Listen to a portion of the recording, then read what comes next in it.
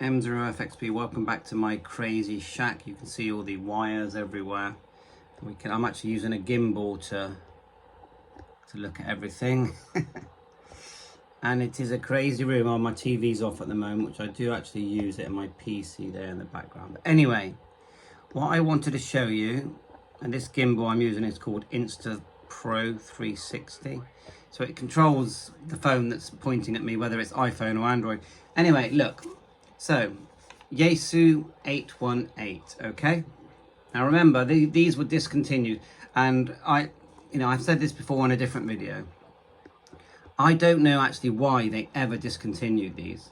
I get the fact that they don't have a waterfall, they don't have a big screen, they don't look like our smartphones, because let's face facts, the screens of radios now are basically, they're like smartphones, which I'm not complaining about. I like the advance in technology and SDR software and all that, great. But doesn't mean that we don't want these sort of things anymore. So the new FX1 now, which I did a video about a year and a half ago on what I thought the new Yaesu, let's call it replacement, was going to look like, and that video, let me just show you that video. So there it is there. Now I made that a couple of years ago.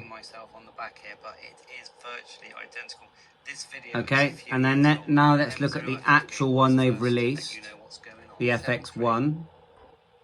So that's the actual one, and you nearly cannot tell the difference. So, you know, how did I get it so close? It was obvious to me that when they came out with the FTM 500, which you can see here, which I really like, it's one of the best VHF, oh there it goes, UHF radios out there. So this is actually a smaller version of what the FX1 will be. So the FX1 is going to be deeper and wider, and you're going to have modules on the back. You're going to have your ATU and battery pack ETC. So it's going to be a real chunk. It's going to be like holding, let me grab something which is a bit more similar in size. I've got one of my drones here, so okay. Right, now, so I'm holding this. So this is a lump, yeah? You're holding a big lump, and this is, by the way, this is called the DJI 3S. Now, how can that, yeah, you know, replace this that we used to just put in a bag,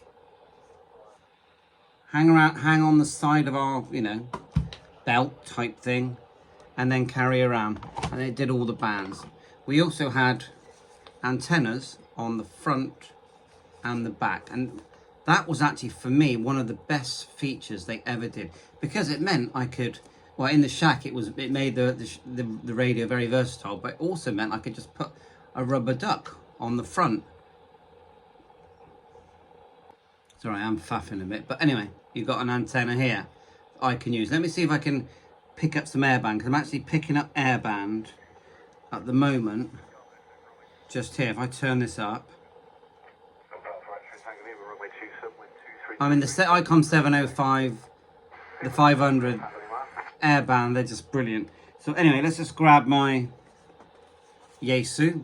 I'll tell it to select the front antenna, and I'll just extend this telescopic and see if we can pick up any airband on it.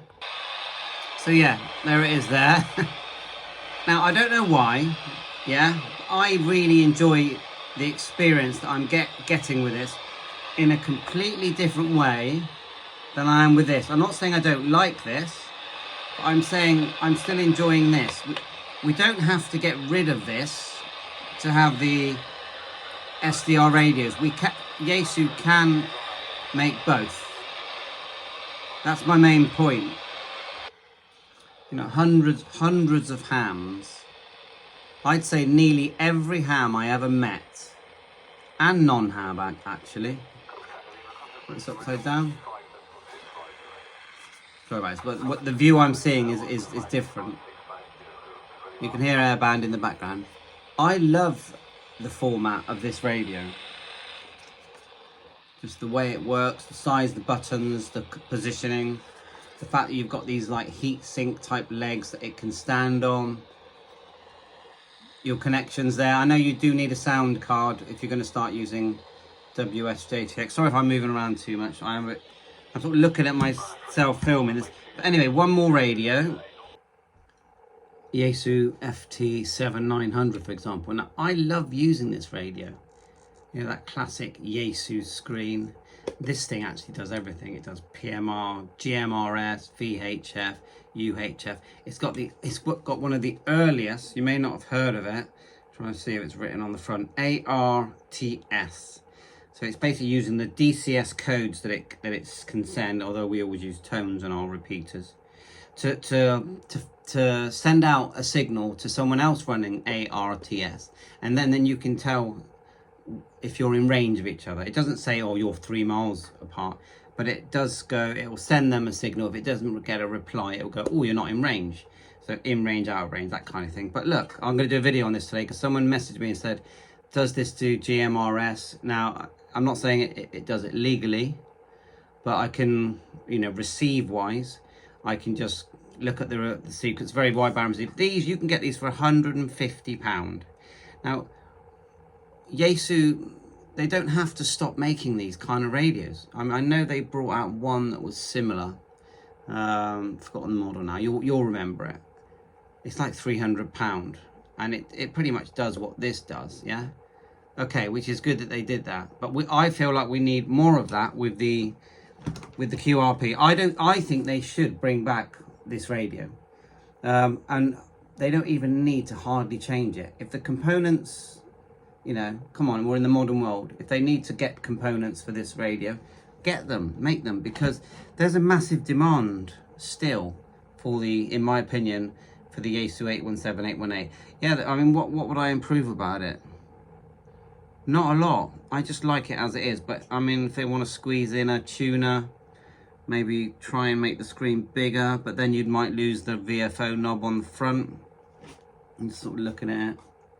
Anyway, just general chit chat, you know me, and thanks for watching my channel. I've got so many more videos to make. I'm having a bit of a drone learning session at the moment. That's one of the bigger ones. The smaller one here is the Mini 4 Pro, which is probably the one I'd recommend that you start with.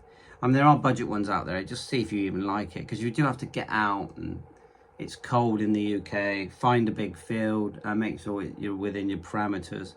And then start, you know, flying. It might just not be your thing. But thanks for watching my channel. Bye for now. And if you're enjoying my shacky videos, enjoying this kind of content, you know me, I'm constantly doing techie stuff anyway. But if you're enjoying it, please hit that like and subscribe. If I've helped you, if you've got one of your radios out and you just could not get something to work, and you've Googled and you've come to me, and I've helped you fix a problem that's taken you hours and hours and hours, yeah, please buy me a coffee. I said, me and my wife will go out, we'll go to Costa's, Starbucks, we'll have a walk, and we'll have a nice coffee, and I will appreciate it. And hit that subscribe button. Let's get our subscribers up, because I know I've got 35,000 subscribers. Now, the biggest YouTubers have like 100,000 subscribers. And mainly in the USA. So let's just worldwide, let's catch up with that 100,000. Why not? Let's just show that someone like me, who's just in my shack playing radio, can and who's trying to help everyone as well, can have a successful amount of subscribers. Bye for now. Cheers.